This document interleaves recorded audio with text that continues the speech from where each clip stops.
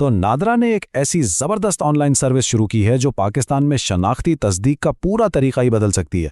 और कमाल की बात यह है कि यह सब कुछ सिर्फ एक मोबाइल फ़ोन से मुमकिन है। चलें देखते हैं कि यह है क्या और ये काम कैसे करती है। ये हम सबके साथ होता है ना।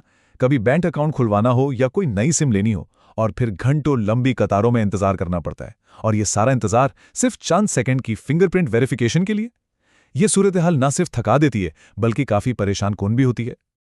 लेकिन जरा सोचें कि कैसा हो अगर इन लंबी लाइनों में खड़े होने की जरूरत ही ना पड़े।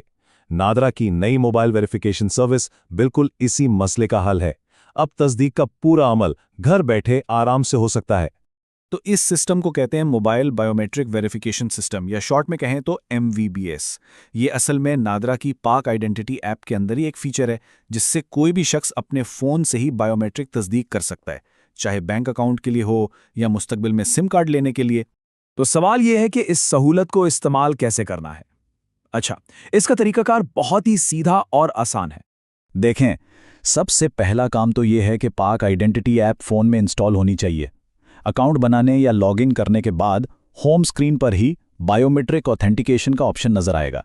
इस पर टैप करते ही MBVS का सेक्शन सामने आ जाएगा और बस यहीं से असल काम शुरू होता है। यहां आकर ऐप आपसे दो ऑप्शंस पूछेगी, माई सेल्फ यानी अपनी ज़ाती तस्दीक करनी है, या बिल्ड रिलेटिव यानी किसी करीबी रिश्तेदार की।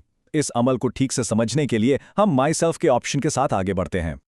अब आता है असल और सबसे अहम मरहला, यानी बायोमेट्रिक्स कैप्चर करने का, जिसमें दो चीजें शामिल हैं, चेहरे का स्कैन और फिंगरप्रिंट्स।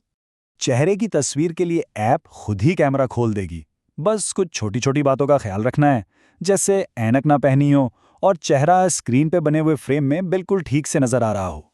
इसके लिए फ्रंट या बैक दोनों में से कोई भी कैमरा इस्तेमाल किया जा सकता है। चेहरे की तस्वीर के बाद बारी आती है फिंगरप्रिंट्स की। इसके लिए भी परेशान होने की जरूरत नहीं, ऐप स्क्रीन पर ही आपको गाइड करेगी कि हाथ को कैमरे के ऊपर कैसे रखना है। बस उंगलियां साथ मिलाकर फोन को सीधा रखते हुए स्कैन का अमल मुकम्मल हो जाता है। और जैसे ही चेहरा और फिंगरप्रिंट्स दोनों कामयाबी से स्कैन हो जाते हैं, स्क्रीन पर तस्दीक का पैगाम आ जाता है। इसका मतलब है कि डिजिटल शनाख्ती सबूत का पहला और सबसे मुश्किल हिस्सा मुकम्मल हो गया है। ठीक है, तो बायोमेट्रिक्स तो कैप्चर हो गई। अब अगला कदम यह है कि उसे किसी खास सर्विस के लिए इस्तेमाल किया जाए। अब ऐप में मुख्तलिफ इंडस्ट्रीज की एक लिस्ट नजर आएगी। फिलहाल तो ये सहूलत बैंकिंग सेक्टर के लिए पूरी तरह एक्टिव है, लेकिन बहुत जल्द ही टेलीकॉम यानी सिम निकालने जैसी खिदमात और दूसरे शोबे भी इसमें शामिल कर दिए जाएंगे। तो जैसे ही बैंकिंग का ऑप्शन सेलेक्ट करेंगे, पाकिस्तान के तमाम बड़े बैंकों की एक पूरी लिस्ट स्क्रीन पर आ जाएगी। यहां से बस उस बैंक को चुनना है जिसके लिए ये सारी तस्दीक की जा रही है। बस अब हम बिल्कुल आखिर में हैं। आखिरी मरहला अदायगी का है और फिर सर्टिफिकेट हासिल करने का। और हाँ, इस सर्विस के लिए एक छोटी सी फीस भी है। और हैरानकुन तौर पर यह फीस सिर्फ और सिर्फ 20 रुपये है। जी हाँ, घर बैठे बायोमेट्रिक तस्दीक की ये पूरी सहूलत सिर्फ 20 रुपये में मिल रही है। और ये फीस अदा करना भी कोई मुश्किल काम नहीं है। इसके लिए इजी पैसा, जास कैश, डेबिट और क्रेडिट कार्ड, यहां तक कि रास्त आईडी जैसे कई ऑप्शंस दिए गए हैं।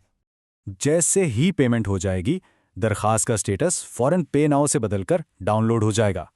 ये इस बात का इशारा है कि तस्दीकी सर्टिफिकेट अब बिल्कुल तैयार है। उसके बाद बस डाउनलोड बटन पर क्लिक करना है और बायोमेट्रिक तस्दीकी सर्टिफिकेट आपके फ़ोन में आ जाएगा।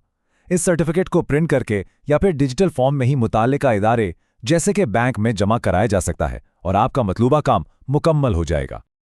अभी तो ये सिर्फ शुरुआत है। बैंकिंग और टेलीकॉम के बाद सोचें जरा कि ये टेक्नोलॉजी पाकिस्तान में और कहां-कहां आसानियां ला सकती है।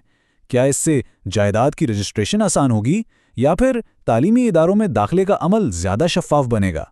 इसके इम्कानात तो लामहदूद हैं और ये देखना वाकई बहुत दिलचस्प होगा कि मुस्तकबिल में ये निज़ाम कौन सी नई राहें खोलता है।